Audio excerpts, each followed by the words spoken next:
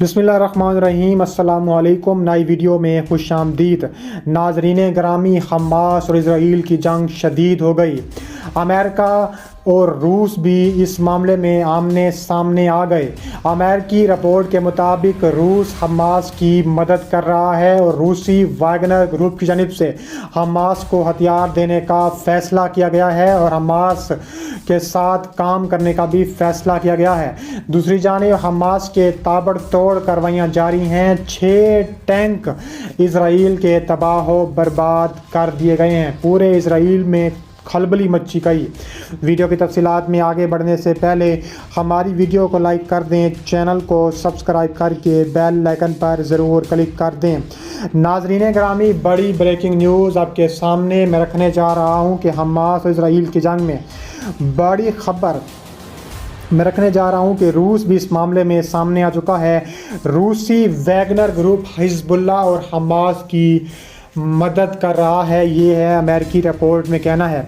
अमेरिकी हकाम ने कहा है कि अमेरिका के पास इंटेलिजेंस रिपोर्ट है कि रूसी नीम फौजी वैगनर ग्रुप लबनानी हिजबुल्लाह और हमास को फ़ज़ाई दिफाई निज़ाम फराहम कर रहा है। अमेरिकी वॉल स्ट्रीट जर्नल के मुताबिक SA-22 जो त्यारों को रोकने के लिए त्यारा शुकन मिसाइल और फ़ज़ाई दिफाई मिसाइलों का इस्तेमाल करता है। एक अमेरिकी अहदेदार ने बताया है कि वाशिंगटन अभी तक हिजबुल्लाह जैसे बातचीत की निगरानी कर रहा है और वैगनर और हिजबुल्लाह से मुतल्लिक बातचीत की निगरानी के मुतल्लिक उन्होंने कहा है कि फ़ज़ाई दिफाई निज़ाम की मुमकिन तरसील एक बड़ी तशवीश है। याद रहे कि अमेरिका ने मशरकी बहीरा रूम में एक त्यारा बरदार बहरी जहाज़ खड़ा कर दिया ताकि हिजबुल्लाह को इसराइल के ख़िलाफ़ शुमाली महाज खोलने से रोकने की कोशिश की जा सके। इसके अलावा उन्होंने मज़ीद कहा है कि ताबड़तोड़ कार्रवाइयाँ करने का फ़ैसला किया गया है। हमास की जानिब से इसराइल के 6 टैंक तबाह बर्बाद कर दिए गए हैं। हमास के अस्करी विंग अल कासिम ब्रिगेड की जानिब से कहा जा रहा है कि तूफ़ानुल अक्सा के 27वें दिन उनके जंगजू महाजों पर इजरायली फ़ौजी गाड़ियों का सामना कर रहे हैं। अल कसाम ब्रिगेड के एक बटालियन को तबाह करने में इजरायली फ़ौज का कामयाब रहा। अल कसाम के जंगजुओं ने जुमेरात को 6 टैंक और 2 फौजी गाड़ियों और एक बिल्डोज़र को तबाह कर दिया। अबू उबैदा ने बताया है कि अल कसाम काबिज़ अफ़वाज के ख़िलाफ़ अपनी दिफाई कार्रवाइयों को जारी रखे हुए है। उन्होंने कहा है कि अल कसाम आर्टिलरी काबिज़ अफ़वाज को मार्टर गोलों से निशाना बना रही है। उन्होंने कहा है कि अबू उबैदा ने मज़ीद कहा कि हम काबिज़ फ़ौज के ख़िलाफ़ फ़लस्तीनी मुज़ाहिमती जंगजुओं की कार्रवाई को मुश्किल से शुमार कर सकते हैं। हलाक होने वाले काबिज़ फ़ौजियों की तादाद काबिज़ फ़ौजी क़ियादत के एलानात से कहीं ज़्यादा है। अबू उबैदा ने वजाहत की कि इसराइल की बख्तरबंद गाड़ी टाइगर अल कसाम ब्रिगेड के मिसाइलों के पहले हमले में ही तबाह हो गई। ये बात ऐसे वक्त में सामने आई जब हमास के रहनुमा उसामा हमदान ने जुमेरात को ऐलान किया था कि इसराइल गज़ा के ख़िलाफ़ बैनुल-अक़वामी सतह पर ममनुआ हथियारों का इस्तेमाल कर रहा है, जिसमें सफ़ेद फास्फोरस भी शामिल है। उन्होंने मज़ीद कहा कि इसराइली फ़ौज ने 24 घंटों से भी कम अरसे में 3 कत्लेआम किए, जिसमें तकरीबन 1000 अफराद हलाक और ज़ख्मी हुए। हम समझते हैं कि अमेरिकी इंतज़ामिया हर वो शख्स दुश्मन की हमायत करता है इसके कत्लेआम में शराकतदार है। उन्होंने कहा है कि जारी इसराइली बमबारी की वजह से गज़ा में सेहत के शोबे में बहुत ज़्यादा दबाव है। गज़ा में सेहत की सूरत हाल तबाहकुन है, अभी तक मुनासिब सामान नहीं लिया जा सकता। इसके अलावा हमास के रहनुमा ने एक प्रेस कॉन्फ्रेंस के दौरान इस बात पर जोर दिया है कि पट्टी के मुकद्दर का तयन फ़लस्तीनी आवाम को इंतख़ाबात के ज़रिए करना चाहिए। हम जंग के बाद गज़ा के मुस्तक़बिल के बारे में बात करने वाले किसी भी बयान को कबूल नहीं करेंगे। उन्होंने ज़ोर दिया कि मौजूदा जंग आसानी से नहीं गुजरेगी। उन्होंने रफ़ाए राहदारी को दाखिले के लिए खोलने में मशरफ़ के किरदार की भी तारीफ़ की। दरख्वास्त करते हुए कहा है कि तिब्बी बहरी जहाज़ गज़ा के साहिलों में भेजे जाएँ, ना कि इससे बाहर। और हमास के नुमाइंदे ने कहा है कि जर्मनी की जानिब से تحریک سرگرمی پر عائد مندی سے ظاہر ہوتا ہے کہ وہ فلسطینی عوام کے خلاف اسرائیل کے جرائم میں شریک ہے۔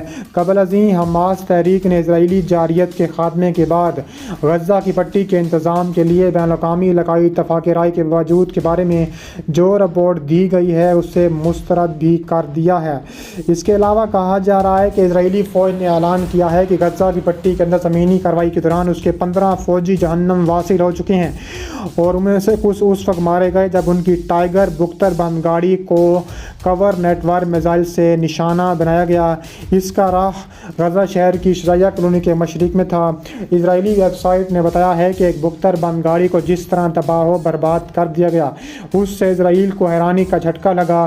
اسرائیل اس گاڑی کی تیاری پر لاکھوں شیکل خرچ کرتا ہے۔ امریکی آرمی ایگزامینیشن ویب سائٹ کے مطابق اسرائیلی فوجی کے ٹیکنالوجی اور جسٹس ڈپارٹمنٹ نے برسوں پہلے ایک بختر بند گاڑی کو تیار کیا تھا اور اسے ٹائیگر کا نام دیا تھا تاکہ مختلف شعبوں میں ملک کے حفاظتی مشن کو سر انجام دیا جا سکے۔